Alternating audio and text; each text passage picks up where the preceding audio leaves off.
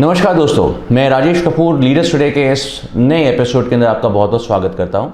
दोस्तों, leaders today के अंदर हम कोशिश करते हैं कुछ ऐसे बिजनेसमैन से आपकी मुलाकात करवाएं, ऐसे प्रोफेशनल से आपको मिलवाएं जिन्होंने अपनी लाइफ के अंदर बहुत स्ट्रगल करी इस मुकाम तक पहुंचने के लिए जहां पर आज उनको पूरी दुनिया देखती है।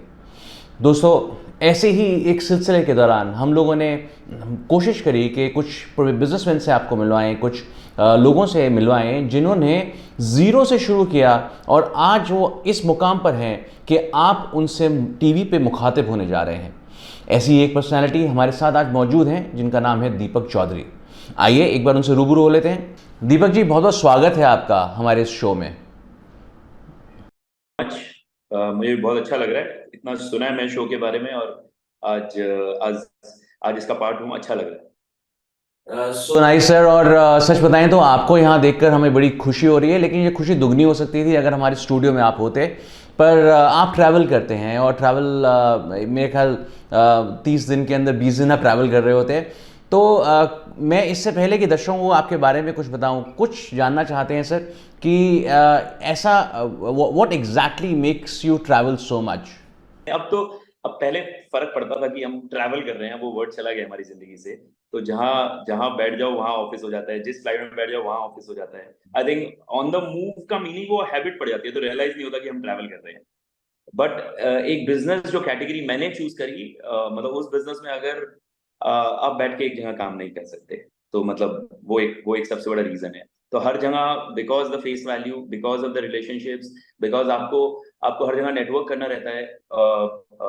तो आसान मतलब, और वो मतलब इस सामने सामने से ही होता है। इवेंट बिजनेस इतना ज्यादा वन टू वन बिजनेस है, अगर उसको उसी ढंग से ग्रो कर सकते हैं। दर्शकों, मैं आपको बताना चाहूँगा कि दीपक चौधरी जो हैं उनकी प्रोफाइल इतनी बड़ी है कि जनरली मैं इंटरव्यूज़ जब करता हूँ तो कोशिश करता हूँ कि प्रॉम्प्टर की तरफ ना देखूँ और मैं आपसे वैसे ही मुखातिब रहूँ जैसे कि आप रूबरू हों हमारे। लेकिन मजबूरी है, इतने बड़े प्रोफाइल को मैं टेली प्रॉम्प्टर के बगैर नहीं पढ़ पाऊँगा। तो हेयर गोज़, दीपक चौधरी जो हैं founder and director Eva live हैं, इवेंट FAQs मीडिया। देन वाव अवार्ड्स एशिया के फाउंडर हैं। WWI school of event management Mumbai, जानते हैं, सुभाष घई के साथ को पार्टनर में इन्होंने शुरू किया। दोस्तों, जो इतने बड़े बड़े इवेंट्स आप इंडिया में देखते हैं उसके पीछे जो शख्स रहते हैं वो दीपक चौधरी ही हैं। बॉलीवुड मीडिया प्रोजेक्ट्स के पीछे भी फेस जो है वो दीपक चौधरी जी ही हैं।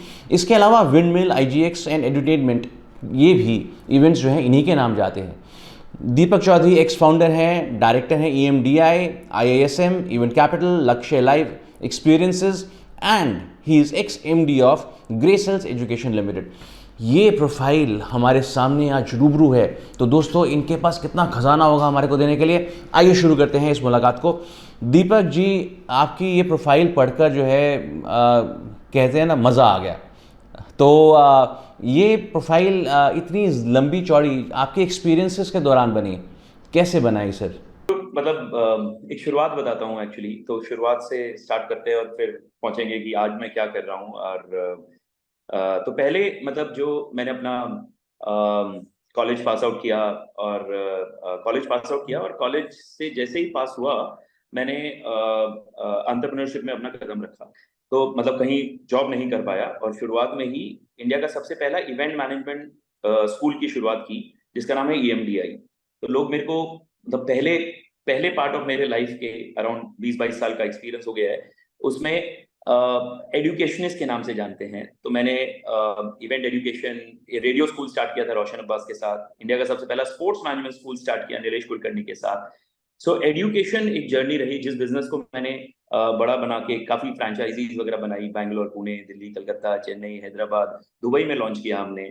और इस सबको हमने बेचा एक लिस्टेड कंपनी को, ग्रेसेल्स एजुकेशन लिमिटेड। तो ये, और अकेले नहीं, मतलब इसमें मेरे दो और पार्टनर, नौशीर इंजीनियर जो दुबई बैठते हैं अभी, और जिमी चौधरी जो मेरी वाइफ है विद द टाइम, हम 3 पार्टनर थे। और and then we grown the education business, sold that business to gracells, and then parallelly also started event FAQs media. अब ये आसान था कि एंड ये एक पर्सपेक्टिव है कि अपॉर्चुनिटीज ना कोई सोच के नहीं आती है, अब वो साथ साथ आ रही थी, क्योंकि हमें इवेंट मैनेजमेंट जो हमारा इंस्टीट्यूट था उसमें हम इवेंट मैनेजर से मिलते थे। अब इवेंट मैनेजर से मिलते थे तो ये दिमाग में आया कि अगर इनसे इतना मिल ही रहे हैं तो इनके बारे में लिखते हैं। अब वो लिखने के उसमें हमने इवेंट FAQs मीडिया चालू कर दिया, जिसमें हम इवेंट्स वालों के बारे में लिखते थे, वो लोग काम करते हैं वो दिखाते थे। अब धीरे धीरे करके हम and that gave a birth to a awards called वाव awards Asia and convention. Now ये वाव अवार्ड्स जो है ना, ये हमारी जिंदगी का या इवेंट मैनेजमेंट की जिंदगी का एक सबसे बड़ा इवेंट बन गया है। इसमें वो ये सबसे बड़ी रात होती है जिसमें एक इवेंट मैनेजर और वेडिंग वाला और कॉन्फ्रेंस वाला, एक एक प्रोडक्शन वाला, एक टेक्निकल वाला, इन सब के लिए एक होटल वाला, ये सारे के सारे लोगों के लिए सबसे बड़ा दिन होता है वाव अवार्ड्स एशिया, जो हम बॉम्बे में करते हैं। अभी हमने जियो कन्वेंशन में ये इसका लास्ट मंथ खत्म किया।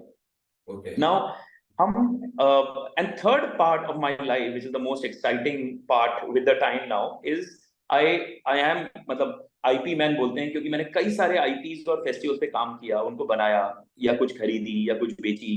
और इस पर्सपेक्टिव में हर कैटेगरी में, जैसे बॉलीवुड में मेरे पास बॉलीवुड म्यूजिक प्रोजेक्ट है, जो कि बॉलीवुड म्यूजिक का सबसे बड़ा फेस्टिवल है, या विंडमिल है जो बच्चों का सबसे बड़ा फेस्टिवल है, IGX है जो गेमिंग का एक बड़ा कन्वेंशन है, या बिग बॉयज टॉयज है जो कार बाइक्स इनका एक शो है। सो हर हर IP बनाए। और अब एग्रेसिवली मैं एक कंपनी रन करता हूँ जिसका नाम है एवा लाइव, EVA लाइव, जो कि बॉम्बे और दुबई से ऑपरेट करता हूँ मैं। और दोनों ही जगह पे कई सारे कॉन्सर्ट्स और कई सारे फेस्टिवल कर रहे हैं। जैसे इस साल हम कुछ 50 शो कर रहे हैं बिटवीन 5 मंथ्स। हमारा सीजन टाइम होता है अक्टूबर से मार्च तक, और उसके अंदर 5 महीने में अराउंड 10 शहरों में हम कुछ 50 शो कर रहे हैं। अरिजीत सिंह है उसमें, कपिल शर्मा है, श्रेया घोषाल है, ऐसे करके हम कई सारे फेस्टिवल्स कर रहे हैं और कई सारे कॉन्सर्ट कर रहे हैं। तो कैसे आपका जो ये पॉइंट की क्या हमें मतलब ये तीनों पार्ट को थोड़ा थोड़ा थोड़ा डिवाइड करता हूँ टाइम, और तीनों को पैरेलली ग्रो करते हैं अपनी टीम के साथ। तो दीपक जी, जैसे बॉलीवुड ने तो एक तरीके से दुनिया को बहुत छोटा कर दिया है। आप गल्फ़ में चले जाएं या कहीं पे भी मिडल ईस्ट में कहीं जाते हैं तो ऐसा लगता है कि एक मिनी इंडिया सा ही है, और हमारे सभी सितारों की वहाँ पर उतनी ही प्रशंसा होती है जितनी कि यहाँ पे इंडिया में होती है। तो लेकिन माहौल में क्या फ़र्क रहता है? आपने इवेंट्स इंडिया में भी किए हैं, आपने इवेंट्स जो है बाहर भी किए हैं, माहौल में क्या फ़र्क रहता है? पहले एक लाइव इंडस्ट्री जो है हमारी, ये लाइव इंडस्ट्री है क्या? तो आज जैसे और फिर मैं आता हूँ कि दुबई में कैसा है और वो इंडिया में कैसा है। जैसे एक छोटा सा एक एग्जांपल देता हूँ। एक अरिजीत सिंह का show pre pandemic, okay, pre pandemic हमें मान लीजिए pre pandemic x number of ticket 9,000 10,000 ticket बेचता था जियो गार्डन में, एक्स प्राइस पे, समझिए 4 से 5 करोड़ रुपया। उसमें 100% ग्रोथ हुई है पोस्ट पैंडेमिक। तो एक कंज्यूमर की डेस्परेशन, बिकॉज डिजिटल फटीग है, बिकॉज उसको आज की डेट में उसको ये फोमो जो वर्ड है, फीलिंग ऑफ मिसिंग आउट, बहुत ज्यादा है उसको। कहीं ना कहीं हर शाम को बाहर जाना है, तो उस वजह से हमारी लाइव इंडस्ट्री ने कुछ और ही ग्रोथ देखी है पोस्ट पैंडेमिक में हम लोग सब बिल्कुल जॉबलेस हो गए थे, जिसमें हमें पता नहीं चल रहा था कि मतलब हम कभी रिवाइव होंगे या नहीं होंगे। हम क्रिमिनल्स माने जाते थे, क्योंकि अगर हम इवेंट्स करते थे, लोगों को मिलते थे, तो वो गलत था। तो पोस्ट पैंडेमिक लेकिन उसका हमें बेनिफिट मिल रहा है। अब ये जो इंडस्ट्री इंडिया में तो ग्रोथ हुई ही है, अराउंड द वर्ल्ड अगर आप देखोगे टेलर स्विफ्ट का शो हो रहा है, GDP बदल देता है एक कंट्रीज की। ओके, इतना खतरनाक हो रहा है लाइव बिजनेस। या कोल्ड प्ले का अगर आप कॉन्सर्ट देखेंगे, अभी कुछ नॉर्थ ईस्ट एशिया में कॉन्सर्ट हो रहे हैं, 15 कॉन्सर्ट लाइन पे, और सब सोल्ड आउट, आपको एक टिकट नहीं मिलेगा। और एक एक शो कम से कम 50 से 80 हजार लोग अटेंड करते हैं। लेकिन और यही हालत अपने इंडियन आर्टिस्ट की हो रही है। इंडियन म्यूजिक आर्टिस्ट ग्रो हो गया है। जैसे आर्टिस्ट है प्रतीक कुहाड़, अनूप जैन, ये अगर आर्टिस्ट के बारे में आप देखेंगे, ये प्री पैंडेमिक मान लीजिए 5 से 7 शोज करते थे, 50-50 लाख के टिकट बेचते थे। अब ये पोस्ट पैंडेमिक अगर ये शो करते हैं, 20-20 30-30 शो करते हैं, और हर शो में 1-1 1.5 करोड़ रुपए की टिकट बेचते हैं। हर एक फेस्टिवल ग्रो हुआ है। जैसे जोमेटो एक फेस्टिवल करता है जोमालैंड, प्री पैंडेमिक 1 नंबर था, and they have grown 300% post pandemic. और यहाँ चाहे वो बुक माई शो, अभी एक फेस्टिवल आ रहे हैं लॉलापलूजा, ये वर्ल्ड का बहुत बड़ा फेस्टिवल है जो अपने इंडिया में आ रहा है 27 और 28 जनवरी को। इसमें भी अगर आप देखेंगे कि कैसे साइज और स्केल आया है इस पूरी इंडस्ट्री में। अभी मैं अगर UAE की बात करूं, UAE इन पर्टिकुलर, जैसे दुबई में आज मैं कई सारे शोज दुबई में करता हूं, वहां पे हमारा जो इंडियन, हर दूसरा आदमी इंडियन या पाकिस्तानी भाई है।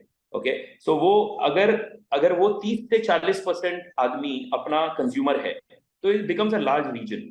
ओके, सो आज किसी भी शो को करने के लिए, जैसे अनूप जैन करके एक मैंने आर्टिस्ट बताया, तो वो इंडिया में तो बड़ा हो ही गया है, 7 से 8 हज़ार लोग करते हैं। अगर मैं उस शो को दुबई कर रहा हूँ, पहली बार दुबई में कर रहा हूँ, वो शो उतने ही लोग, क्योंकि इंडियन यहाँ से बात करता है, उसका फैन वहां भी हो गया है, तो आसान होता है। वहां हम बेटर प्राइस में टिकट बेच सकते हैं। वहां पे मतलब प्राइस हम ज्यादा मांग सकते हैं। अगर यहाँ पे हम 2,000 की टिकट बेचते हैं, वही टिकट हम वहां पे 5,000 से 8,000 की बेचते हैं। तो उस तो टिकट कंजम्पशन मार्केट बहुत अच्छा है अक्रॉस द वर्ल्ड, और मोर पर्टिकुलरली यूएई। स्पॉन्सर्स जो होते हैं हमारे देश में अच्छे मिलते हैं। जो स्पॉन्सर्स होते हैं वो यूएई वगैरह में इतने नहीं मिलते, बिकॉज द गवर्नमेंट सपोर्टेड होते हैं, बट ब्रांड्स इतने नहीं होते जो कि इंडिया में होते हैं। ओके, सो जो क्राउड होता है वो ज़्यादातर इंडियन रहता है, या वहाँ जो रेजिडेंट्स रहते हैं, जो एनआरआईज हैं, वो उस इवेंट के अंदर ज़्यादातर आते हैं? इंडियन सो क्लियरली वहीं के लोग आते हैं।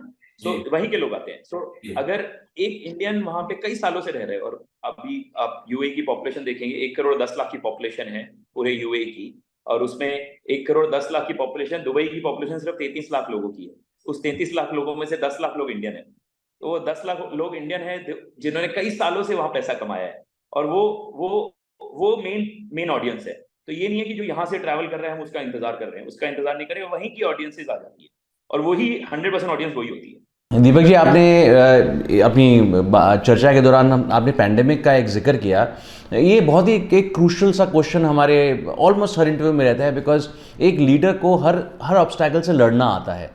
तो यहाँ पर जब आप बिल्कुल कन्फाइन हो गए, अपने घरों के अंदर रह गए, और क्योंकि आपका तो काम है पब्लिक के अंदर रहने का, आप वो चीज़ नहीं कर पा रहे थे, किस तरह का माइंडसेट आपने रखा, और उसको किस तरीके से आपने उस चीज़ से लड़ाई करी, और आज इस मुकाम तक हैं आप?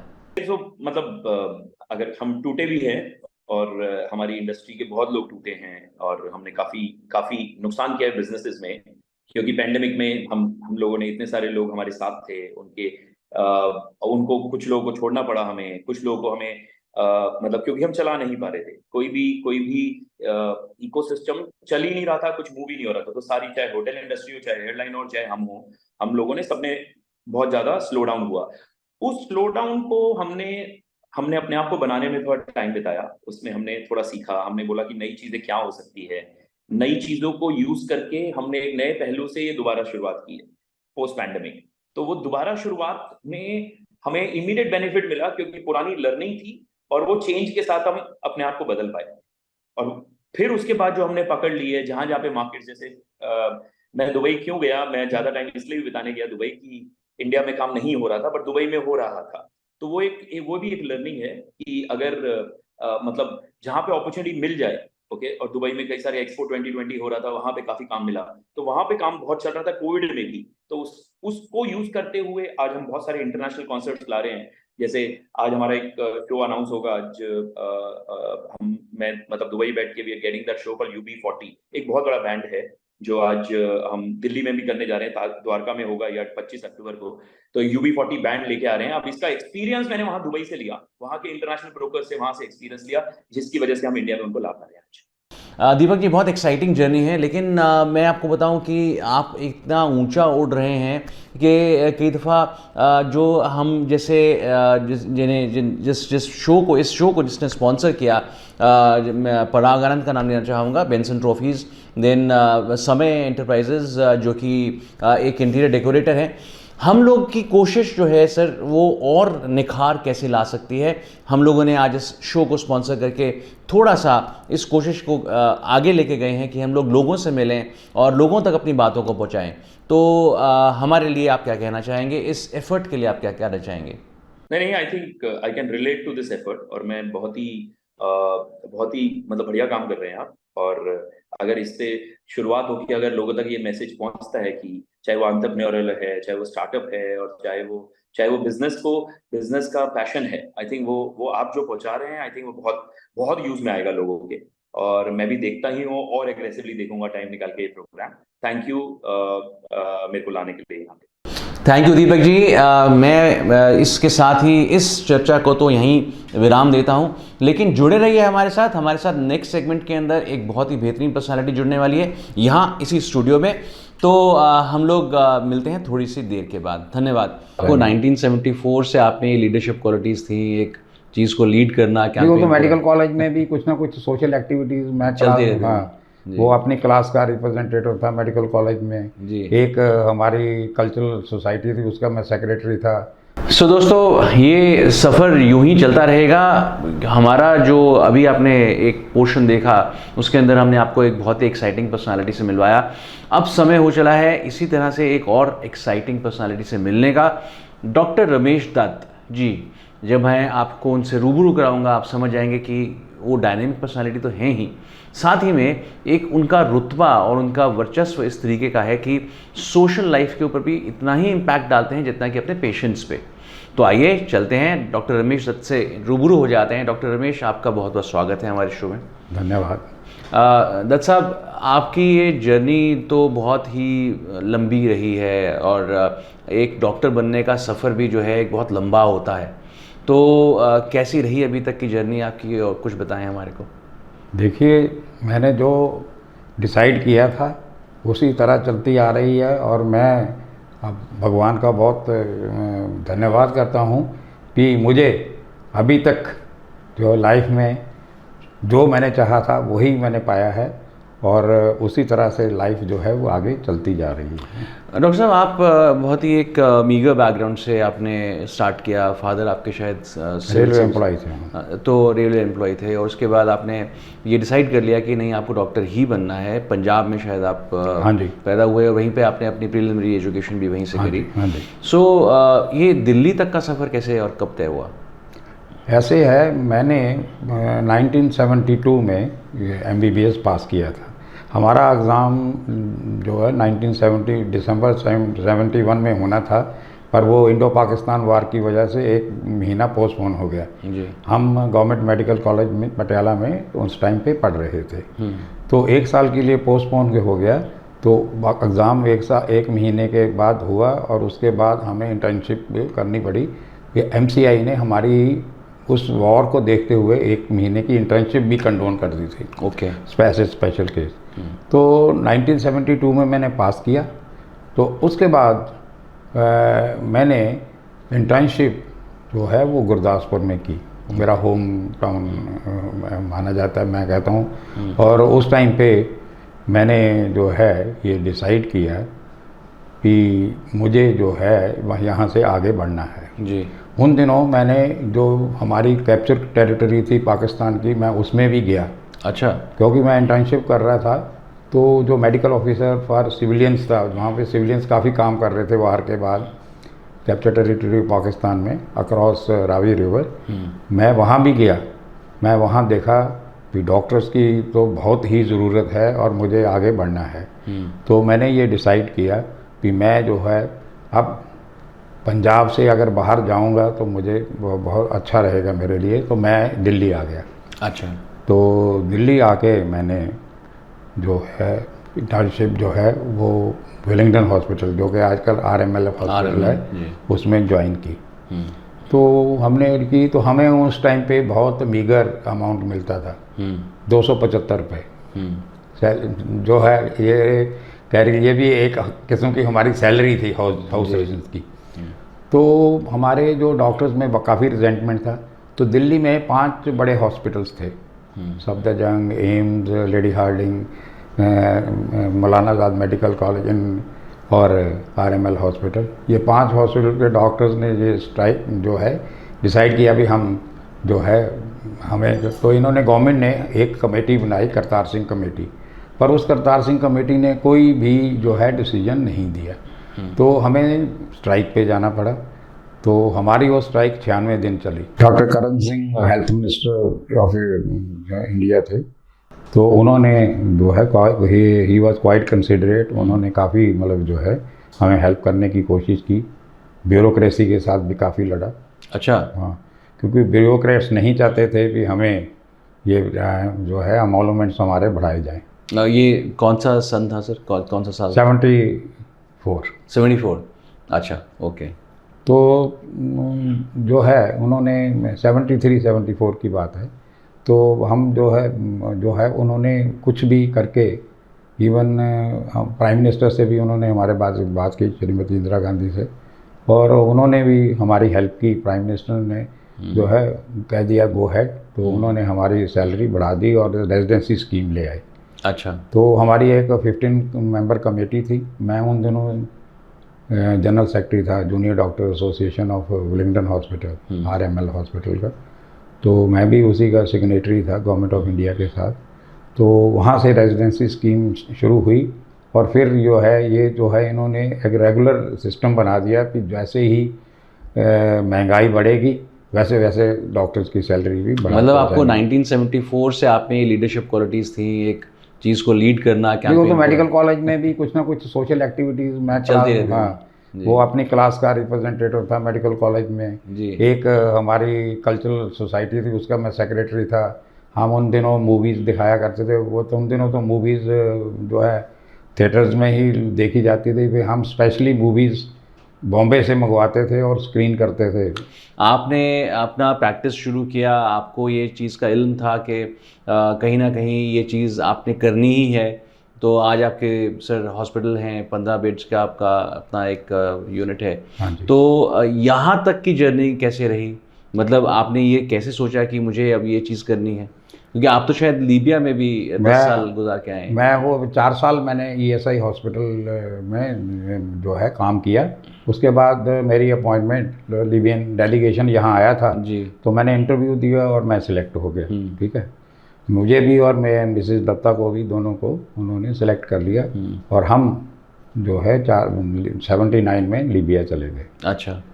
और हमारी वो पोस्टिंग जो है बहुत जो है कोस्टल एरिया में ही की, मेडिटेरियन कोस्ट के साथ। तो काफ़ी यादगार रही होगी सर। हाँ, बहुत अच्छी। तो कोई पहले किस्सा पहले वहाँ तो का? काफ़ी हार्डशिप्स देखी हमने, क्योंकि लैंग्वेज नहीं आती थी। हाँ। उन लोगों के लिए भी हम नए नए थे। और मैं लिबिया में भी मेडिकल फैसिलिटीज़ भी उन्होंने रिसेंटली अपग्रेड की थी जी। पहले।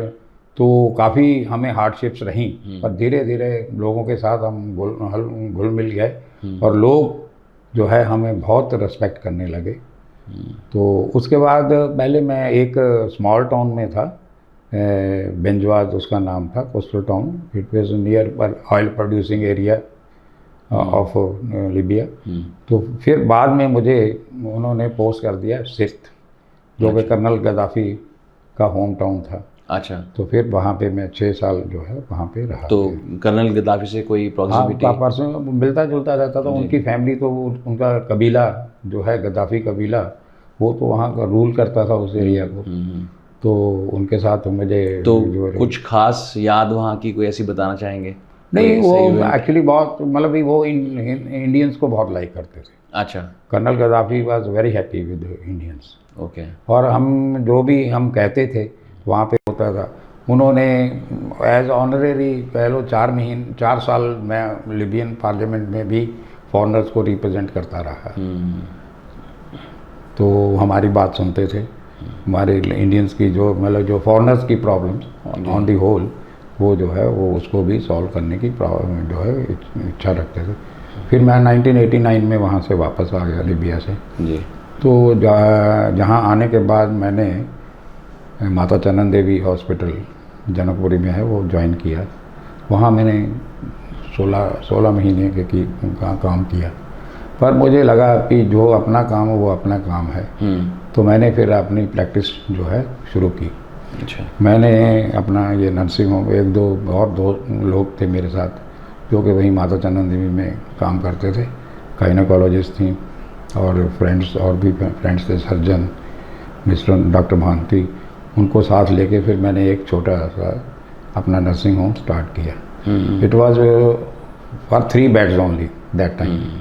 Then gradually I expanded it. Very nice.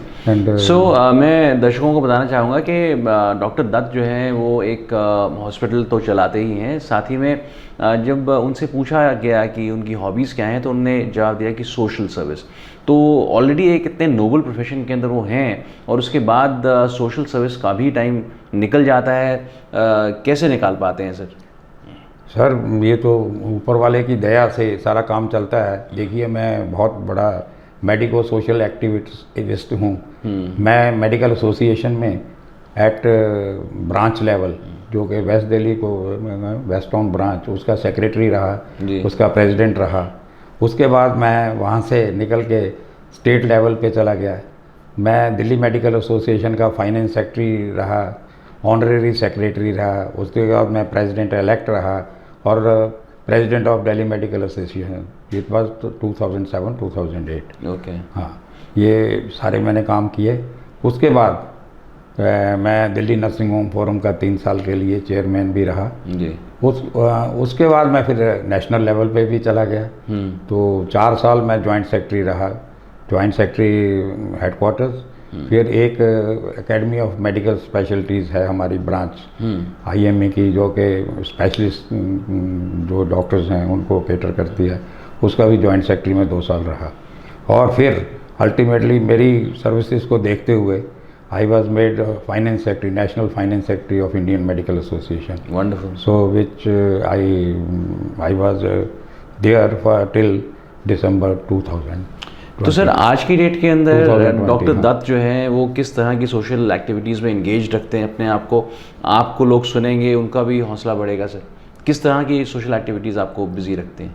देखिए, अब ऐसे है कि अब मैं IMA में भी कुछ जो हैं अपनी कमेटीज़ हैं, उनको 1-2 कमेटीज़ को मैं होल्ड करता हूँ। एक चेयरमैन हूँ, एक पब्लिक ग्रीवेंसेस कमेटी है, जो कि पब्लिक की कंप्लेंट्स आती हैं डॉक्टर्स के अगेंस्ट, उनको हम लुक आफ्टर करते हैं। उनकी जो प्रॉब्लम्स हैं उनको सॉर्ट आउट करने की कोशिश करते हैं। जो हमारी परव्यू में नहीं आती हैं, जो कि हम नहीं कर सकते हैं, तो कोई स्टेट काउंसिल का कोई मैटर होता है या कोई लीगल मैटर होता है, तो हम उन्हीं को रेफर कर देते हैं। ठीक है। और यहाँ लोकल लेवल पे मैं रेजिडेंट वेलफेयर एसोसिएशन का प्रेसिडेंट हूँ अपने ब्लॉक का। अपने जो हमारे हनुमान मंदिर हैं M ब्लॉक में, उसका मैं पैटर्न हूँ इस वक्त। और 1-2 और सोशल ऑर्गेनाइजेशन है, अनन्या फाउंडेशन है, उसका भी मैं पैटर्न हूँ। एक बहुत बड़ी और जो है सोसाइटी है स्टार फाउंडेशन जी, जो कि स्टार इमेजिंग एंड हेल्थ के इमेजिंग एंड पैथोलॉजी लैब वाले चलाते हैं जी। उन्होंने, उसका मैं पैटर्न हूँ। वो ये सोसाइटी बहुत ही अच्छा काम कर रही है। He that society is looking after the interest of downtrodden people. Even उनकी एजुकेशन, उनकी हेल्थ, उनकी प्लेसमेंट, इवन प्लेसमेंट तक जो है वो उनकी करवाते हैं। बहुत खूब दोस्तों, लीडरशिप की क्वालिटीज़ जो हैं अगर देखनी हो तो आपको इस प्रोग्राम को ज़रूर देखना चाहिए। एंटरटेनमेंट की दुनिया हो या फिर डॉक्टर जैसा कोई नोबल प्रोफेशन, हम लोगों ने उन्हीं लोगों को यहाँ बुलाने की ताकीद करी जिनके पास ये हुनर था कि हमको बता सकें, हमको सिखा सकें कि कैसे नीचे ग्राउंड लेवल से ऊपर उठना है, क्या क्वालिटीज़ पोजेस करनी है। डॉक्टर दत्त की ऑब्जर्वेशंस जो चाइनीज़ किट के बारे में थी कोविड के दौरान, उनको अप्रिशिएट करा गया और उन किट्स को विड्रॉ भी किया गया सिर्फ एक उन्हीं के ऑब्जर्वेशन के बेसिस के ऊपर। तो इस तरह की जब आपके अंदर क्वालिटीज़ आ जाएं कि आप दूसरों के ऊपर अपना एक इम्प्रेशन छोड़ सकें, तो डेफिनेटली आप ये समझिए कि आप लीडरशिप क्वालिटीज़ को पोजेस करते हैं। और जब आप ऐसा मान लें कि आप लीडरशिप क्वालिटी को पोजेस करते हैं, तो हमारे नीचे दिए गए नंबर्स पर डायल कीजिएगा दोस्तों, ये सीट आप ही का इंतज़ार कर रही है। तो इसी के साथ इस प्रोग्राम को मैं विराम देता हूँ। नेक्स्ट प्रोग्राम के अंदर आपसे जल्द मुलाकात होगी, तब तक के लिए धन्यवाद।